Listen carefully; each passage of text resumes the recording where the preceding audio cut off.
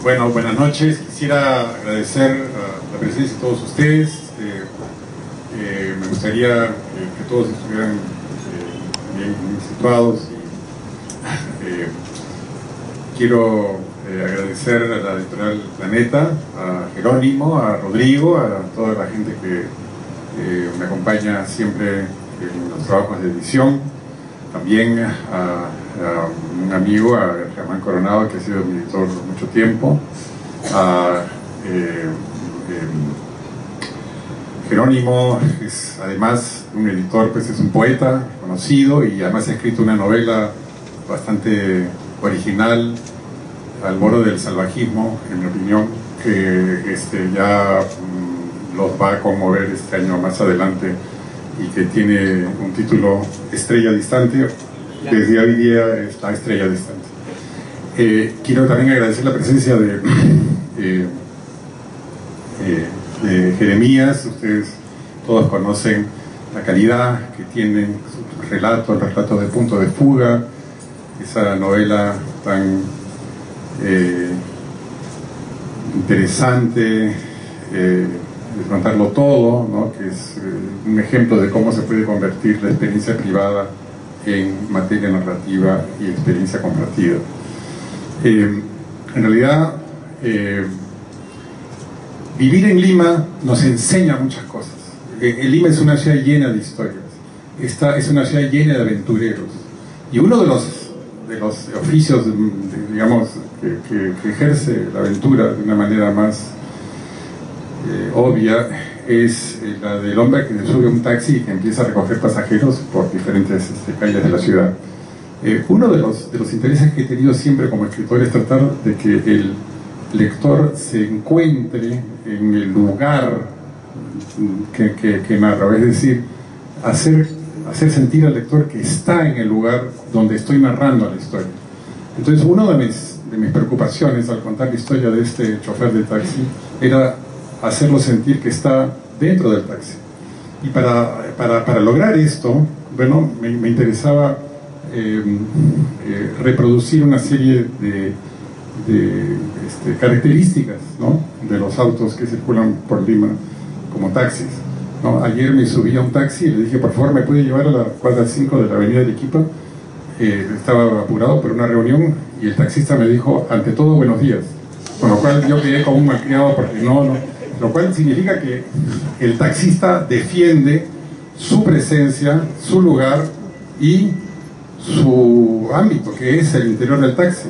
Los taxis me parece que son altares ambulantes, son confesionarios donde te cuentan cosas y hay todo un decorado que cada taxista asume a su manera, ¿no?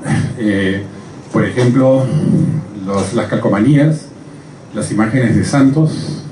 Está la Virgen de Luren, la Virgen de Orcopata, la Virgen del Rosario, están calcomanías del Señor Don Milagro, de Santa Rosa de Lima, y también está el papel higiénico. Es algo fundamental para un taxi. Entre la religión y el papel higiénico están las piedras angulares de toda la industria taxística de la ciudad. Es decir, que hay las cosas más sublimes y las cosas más, digamos, necesarias, ¿no? En un mismo lugar. Son confesionarios, un taxista cuenta cosas, cuenta historias. Yo soy un aficionado a subir a taxis a veces por las cosas que me cuentan, aunque no tenga que llegar demasiado rápido a un lugar. Hace algunos años leí una entrevista que le hacían a Oliver Sacks, donde le preguntaban qué es lo típico de un ser humano, qué hace a un hombre, y él contestaba, lo que hace a un hombre es que tenga una historia que contar. El ser humano es el que tiene algo que contar. Eso es lo que lo diferencia de todos. Es decir, tiene una memoria y es capaz de reconstruir en base a ella su experiencia de la vida, ¿no? Y citaba un narrador persa del siglo VI. En esa época, digamos, en el mundo de este narrador, tenían la idea de que el mar necesitaba que le contaran historias. Entonces, que había un narrador que iba a frente a la orilla y le contaba historias todos los días al mar, con la esperanza de que el mar se aplacara y no inundara la costa. y terminaba esta historia diciendo: ¿quién sabe qué ocurrirá el día que alguien deje de ir a contar historias al mar? Porque ese día puede haber una gran catástrofe. Entonces yo siempre he pensado que esta idea de que el mar es necesario, que las historias son necesarias, son esenciales, son fundamentales a nuestra vida, está en la base de nuestro modo de ser, de nuestro modo de vivir individualmente y en sociedad. Toda sociedad tiene las historias que le corresponden, ¿no? Todas las sociedades han elegido ciertas historias. Y entre las historias que hemos elegido, que nos han elegido, que nos definen, pues está evidentemente todo lo que tiene que ver con lo que pasó en la época de Sendero. Creo que una guerra es un espacio que revela las heridas de una sociedad. En una guerra se revelan quiénes somos realmente. En esta guerra se revelaron nuestros traumas, nuestras fracturas, nuestras divisiones. A los escritores nos interesa contar quiénes somos realmente, no nos interesa contar lo que ocurre en nuestra vida cotidiana, sino quiénes somos ante la amenaza, ante el riesgo, ante el peligro. Y las guerras son ocasiones especiales para una exploración, creo yo, de la conducta humana, que es finalmente lo que le interesa a una obra narrativa. Pero en fin, estoy hablando demasiado y creo que Jeremías debe hablar más que yo. Bueno.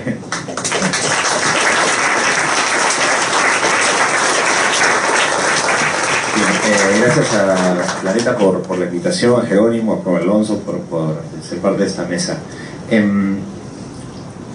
Hoy leía la entrevista que Enrique Planas le hacía a Alonso sobre el libro, sobre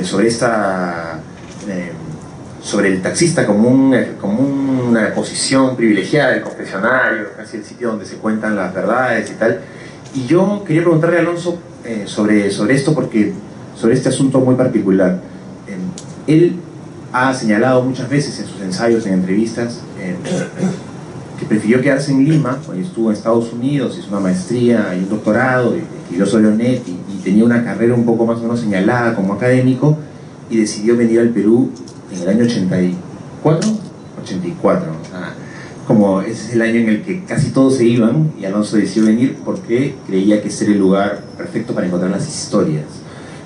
Y muchas de sus historias, La Hora Azul, por lo menos las que forman parte de este ciclo, que están unidas por una atmósfera, Pálido Cielo, Grandes Miradas, y ahora La Pasajera, son historias sobre los otros.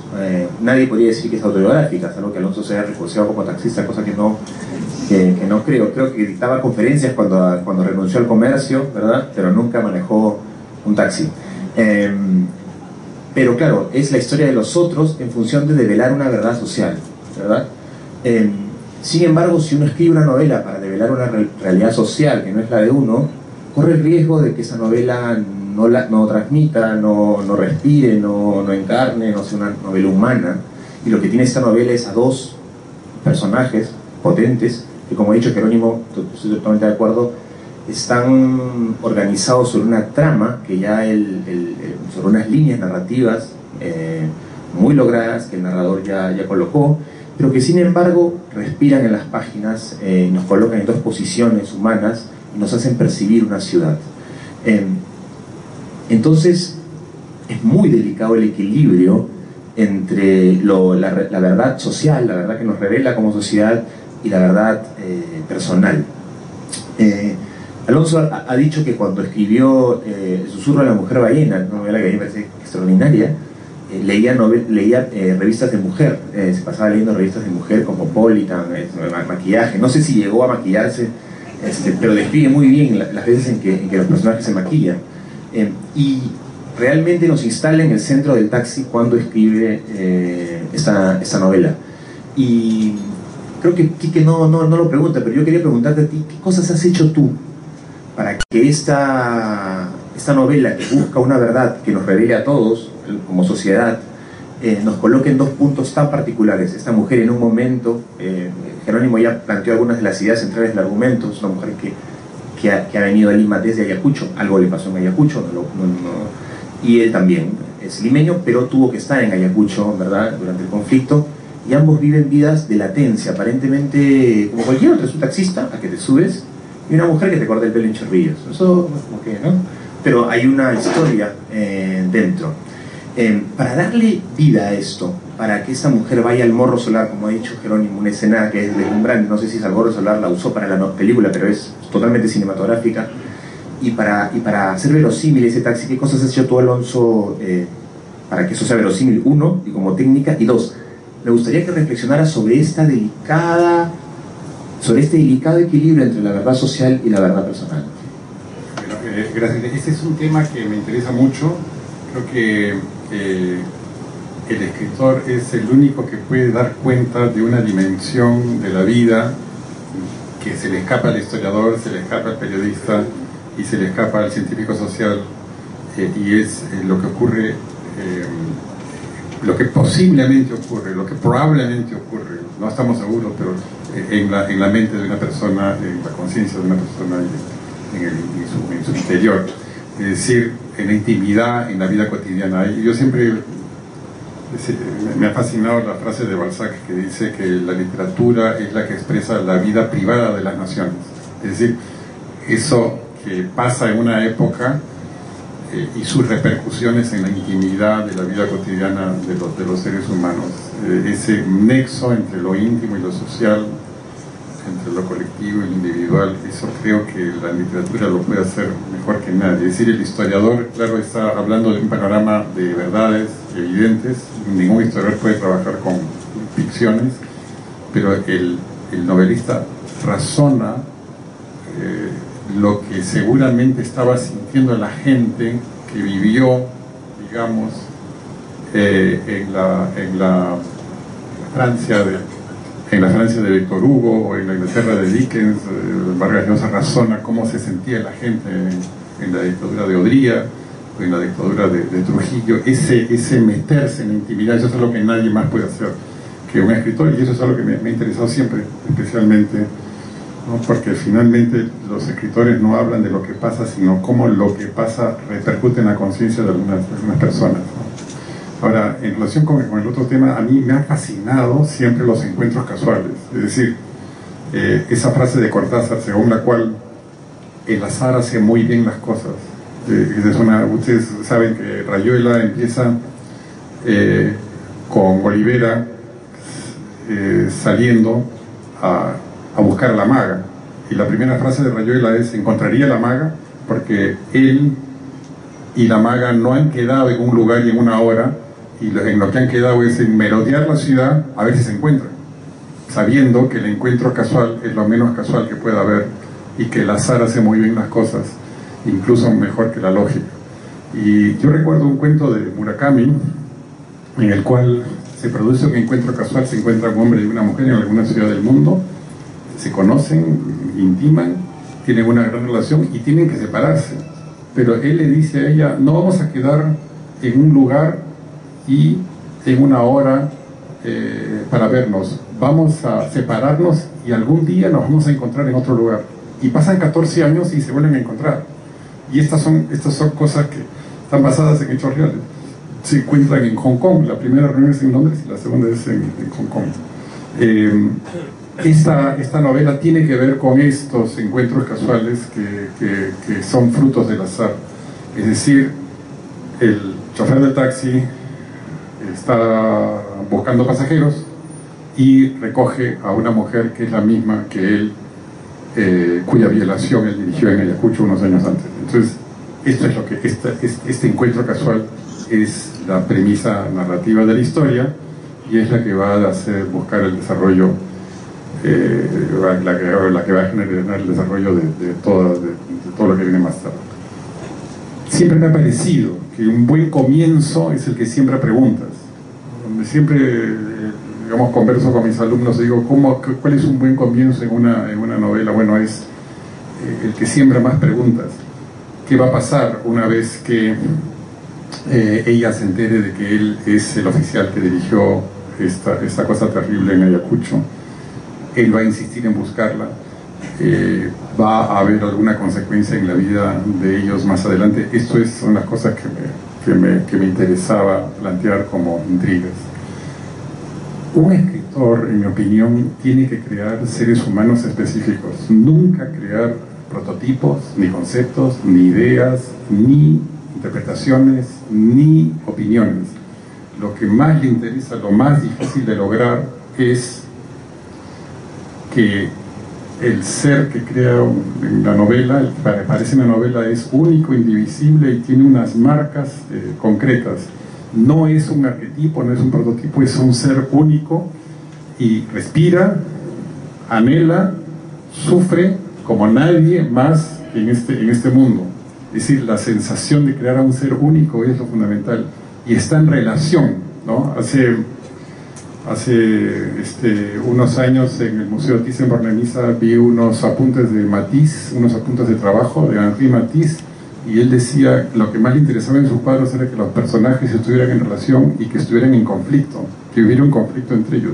A mí me parece que el conflicto es fundamental, que digamos que del conflicto surgen verdades sobre quiénes somos, y como el Perú es un país experto en conflictos, donde vivimos puramente en conflictos, donde la esencia de lo que somos es el conflicto, pues es un paraíso para un escritor, y por eso estamos nosotros tres acá.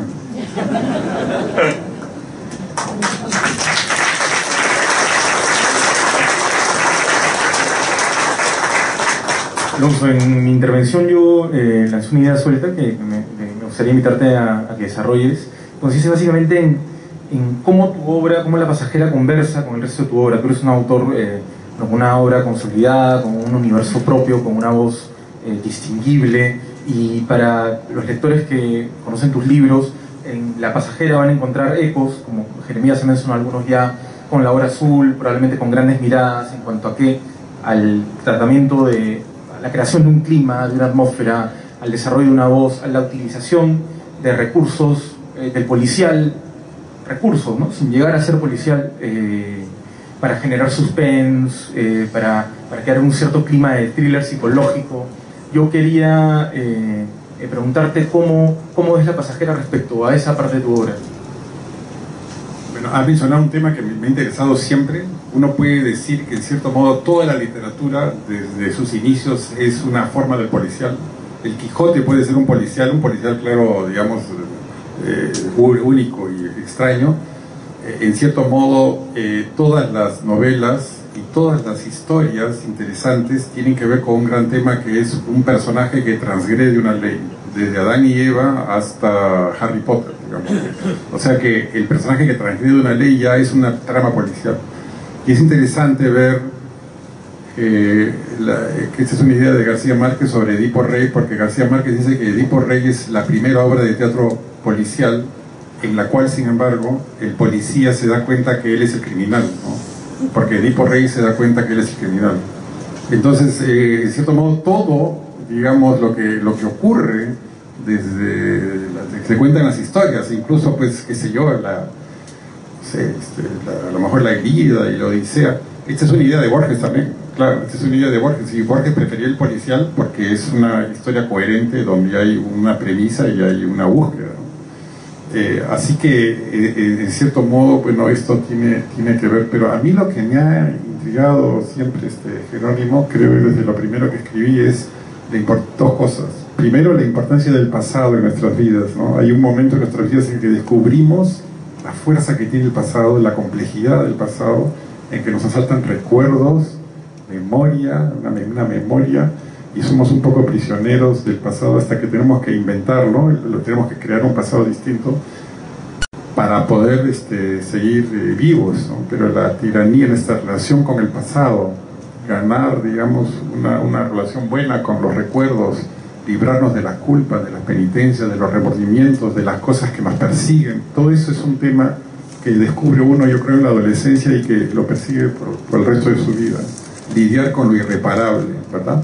Como ustedes bien saben, esto es una cosa que le debo a mis profesores de quechua que están aquí. En el mundo quechua, el pasado es lo que está delante de nosotros, ¿no? Mientras que el futuro es lo que está detrás, porque podemos ver lo que ha ocurrido, mientras que ignoramos lo que va a ocurrir. Entonces el futuro está detrás y el pasado está delante. Y esto tiene que ver esencialmente con una visión en la que el pasado tiene una importancia más marcada. Y digamos que sí, hay otro tema que me ha interesado siempre y es la capacidad de sobrevivir de las personas, o sea, como personas, sin religión, sin ideología, sin convicciones, sin ataduras en la tierra, ¿verdad? Personas que no tienen pues nada en el mundo, sin embargo quieren seguir adelante, ¿no? Digamos, esa frase de Malraux, según la cual la literatura es un homenaje, ¿no?, al ser humano, a la grandeza del ser humano y a la naturaleza sagrada de los seres humanos. Eso creo que es algo que me ha llamado siempre la atención. El tema de las familias, ¿no?, para mí, digamos, en cierto modo, pues así como toda la historia de la literatura puede ser vista como un género policial, también puede ser vista como un género familiar. En fin, creo que todo me interesa, en realidad, así que entonces... Alonso se escapó de mi pregunta sobre qué cosas hacer para encarnar. Quizás la retome en lo que le voy a un poco preguntar ahora, ¿no? Me interesa ir hacia algo que tú dijiste o escribiste en La piel de un escritor. Dijiste, citando a Henry James, que los tesoros del escritor son todas esas materias vulnerables, oscuras, y todas las derrotas, disminuciones, humillaciones, en fin, un material que en cualquier otro oficio no serviría para nada, pero que en la literatura más bien es un tesoro que hacer. Y es verdad que en la literatura, además de buscar una verdad que tú has señalado, no en vano has citado a Balzac, precisamente el escritor que está en el centro de la verdad histórica y la verdad del individuo, el individuo con las fuerzas de la historia. Pero es verdad también que uno, cuando escribe ficción, salvo que tú pienses lo contrario, busca una verdad personal, ¿verdad? Hay algo en la historia de este taxista que viene de la guerra, que fue capitán, y algo en esta mujer que fue violada, bueno, ya que lo dijiste, lo digo, violada por una tropa hay algo que, si no es autobiográfico, obviamente, sí conecta con algún asunto personal que gatilla la necesidad de convertir esta historia en una ficción, trabajar en ella, sentarte en ella y lograrla, ¿no? Tú siempre has dicho eso, has dicho que bueno, por lo menos en ese ensayo, que un escritor necesita escribir las historias para encontrar una verdad de sí mismo y ser fiel a sí mismo. No te voy a preguntar cuánto de biográfico hay en la novela, pero sí a ver cómo lidias poniendo las palabras contra ti, con la idea de qué verdad personal de estos personajes has encontrado de ti en el trabajo seguramente también doloroso de escribir esta ficción, ¿no?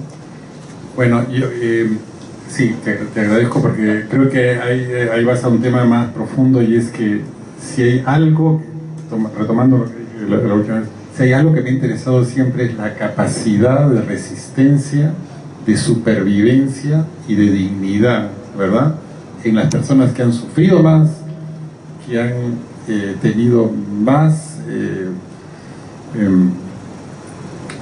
dolor y han recibido, digamos, la peor cantidad de humillaciones, ¿no? Y esto es algo que creo que me viene de familia.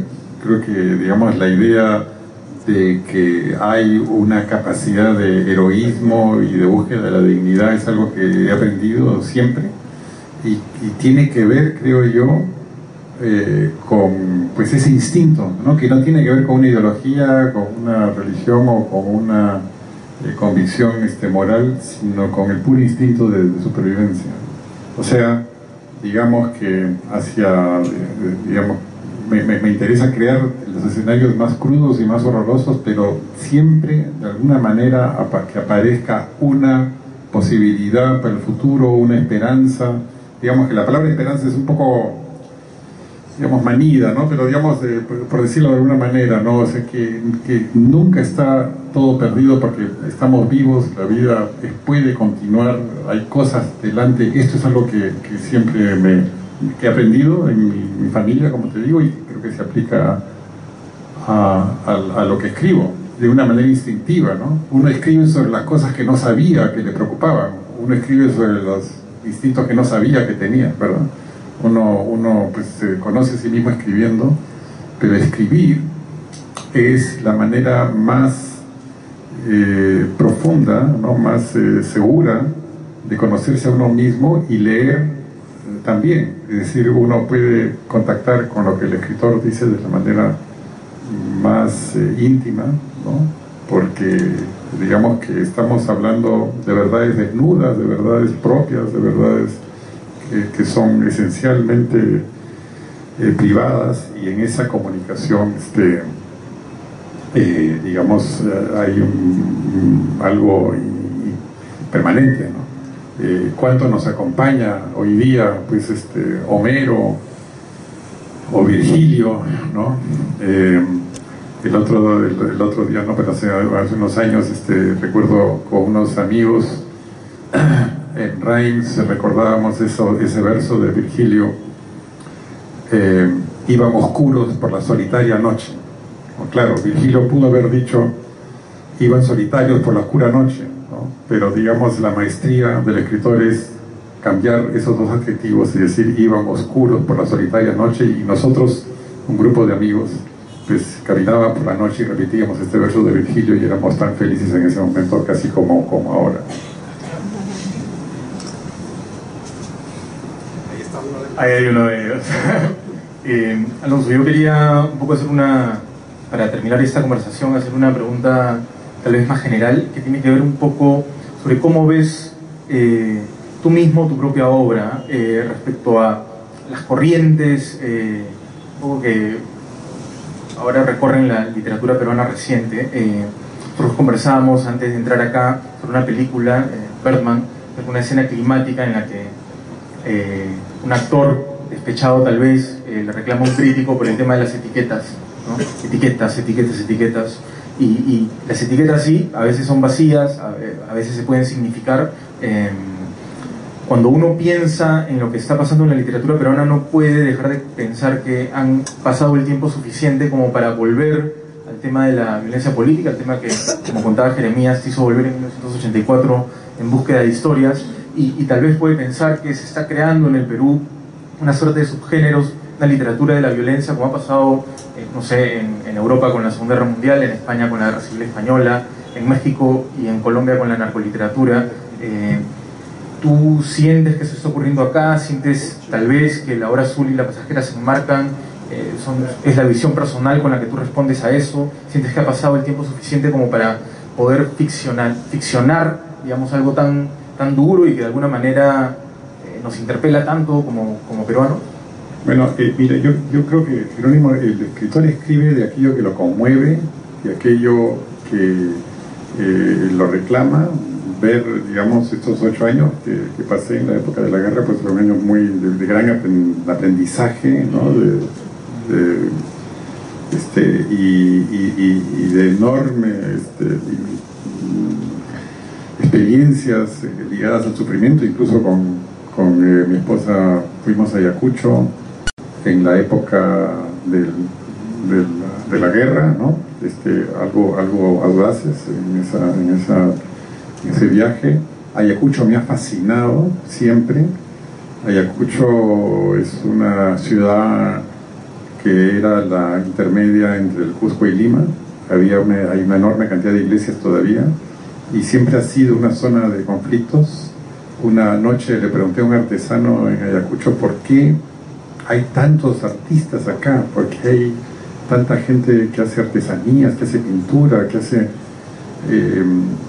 diseños, y me dijo porque la muerte siempre ha estado presente acá. O sea, nosotros hemos vivido siempre cerca de la muerte, y nuestra respuesta a la muerte es hacer esto. Y me parece que hay algo, hay mucho de cierto en eso en general, como una verdad general, ¿no?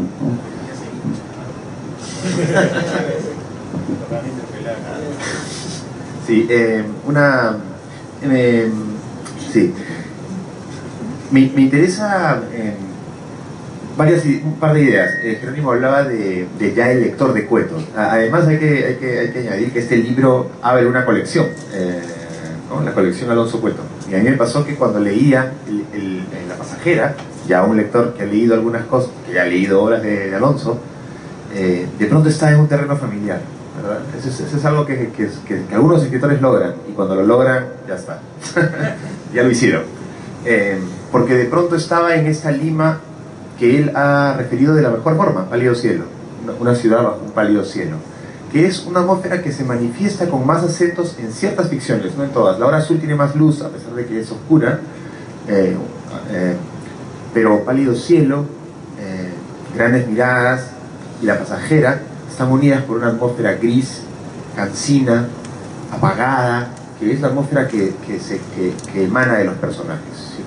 Yo creo, por eso me puedo equivocar, que un ficcionador es aquel que puede describir un mundo o sostener un mundo o sumergir a un personaje en un mundo a partir de la piel, de los ojos y del sentir de los personajes de esas ficciones.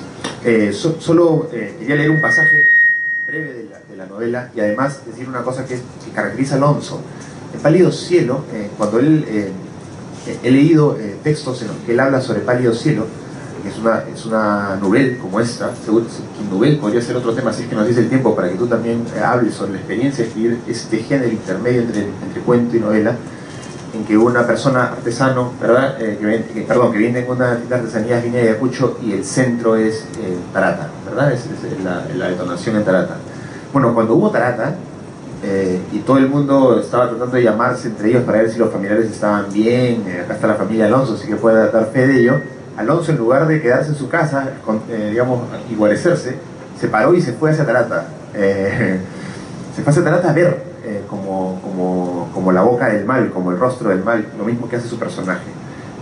Es una actitud bien que a mí me conmueve a partir de lo que dice de Ayacucho. Pero fíjense ustedes, quienes han leído Alonso, este fragmento que está un poco en la piel de Arturo. Arturo y Delia viven una especie de latencia. Empieza en un tono bajo la novela, muy de Alonso, muy de Alonso. Siempre no empieza como la guerra, digamos, nació los perros, ¡pah!, empieza la acción. No, empiezan con un tono muy bajo y de pronto hay un temblor, una sacudida, que precisamente es el encuentro. Es bien típico de Alonso empezar así, es James, creo yo, pero bueno, ese efecto de James. Pero fíjense ustedes este texto, dice: aferrado al timón, Arturo sintió algo extraño. Le parecía que la calle avanzaba en su contra. Los microbuses, los postes, la gente que caminaba, todo iba gravitando hacia él. Tomó otros 2 pasajeros que hicieron la charla habitual. ¿Cuánto me cobra? Voy al centro, tengo un billete de 20. ¿Tiene vuelto? Apúrese, señor, que llegó tarde. Llegar tarde, llegar temprano. A veces transportaba gente apurada, pero él nunca tenía prisa. Él vivía en el mismo lugar, solo la oscuridad, el grito de las mujeres, el silencio de los cerros, los truenos en sus oídos. Ese era el tiempo verdadero. Pasó cerca de la iglesia del Lince y detuvo el auto. Entró, se arrodilló frente al altar. Pensó en su madre, luego vio la cara de su esposa y su hija. Se quedó murmurando en voz baja. Salió al auto otra vez, fue avanzando, mirando a los peatones. El ruido del tráfico no podía competir con ese otro ruido. Los cuerpos amontonados en el silencio, ¿verdad? Me interesaba, no es una pregunta, son algunas ideas lo que decía Jerónimo, un autor que ya tiene una obra. ¿Cómo se inserta este libro dentro de esas atmósferas y qué es escribir una novela? Me parece que por ahí podríamos también ir, no sé. Sí, bueno, mira, te agradezco, Jeremías. En realidad, por algún motivo, la ciudad de Lima me fascina. Creo que, lo cual habla muy mal de mí, porque me fascina Lima, me parece algo sospechoso, pero la acumulación de personas de diferentes culturas, de diferentes lenguas, de diferentes etnias, la inmigración, esta mezcla en la que somos los peruanos, en la que hay tantos elementos de origen africano, de origen asiático, de origen europeo, que se insertan con las culturas indígenas, me parece una de las experiencias más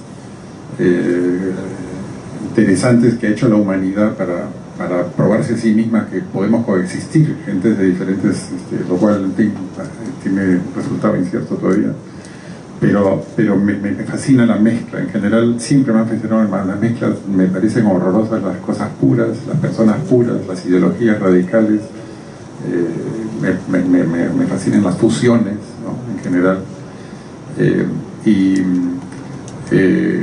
me interesa mostrar la ciudad, ¿no?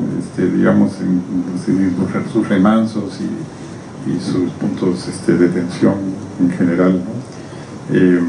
Recuerdo ahora un artículo de Héctor Velarde que se llamaba Hamlet en Lima, en el que Héctor Velarde contaba que Hamlet llegó a Lima, visitaba el Poder Judicial, visitaba el Congreso, visitaba el Palacio de Gobierno, las plazas, los mercados, los restaurantes, las calles, y se encontraba totalmente confundido porque aquí en Lima ser y no ser es lo mismo.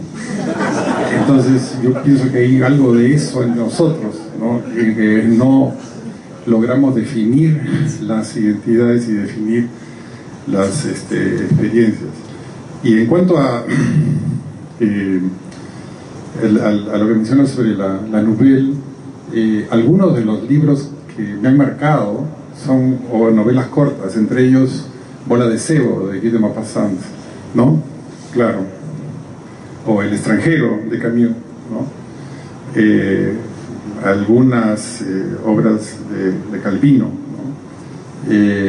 Ese género entre el cuento y la novela, que busca un lugar, que muestra pues zonas de la vida de los personajes y oculta muchas de ellas, ¿no?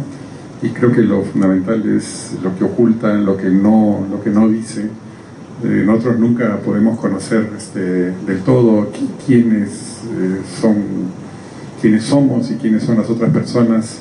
Y bueno, mientras que la novela busca dar una visión total y el cuento da una visión pues parcial, la novela corta trata de abarcar lo más posible sin decirlo todo o sin contarlo todo, como dirías, pero tratando de encontrar ese punto intermedio en el que la vida aparece pero no brilla demasiado, no se revela del todo, y sin embargo, bueno, está ahí, ¿no? Esa es la definición que hizo Maupassant de la Nouvelle, como una rebanada de vida. Me parece una de las que más me han marcado. Y lo más importante es eso, pues es la vida, ¿no? O sea, que la gente sienta por un instante que esos personajes existieron, ¿no? Que sienta que esos personajes hablaron, respiraron, quisieron hacer algo. Esa es la razón por la que la gente en Verona busca la tumba de Romeo y Julieta, y en La Mancha van a preguntar por la casa del Quijote.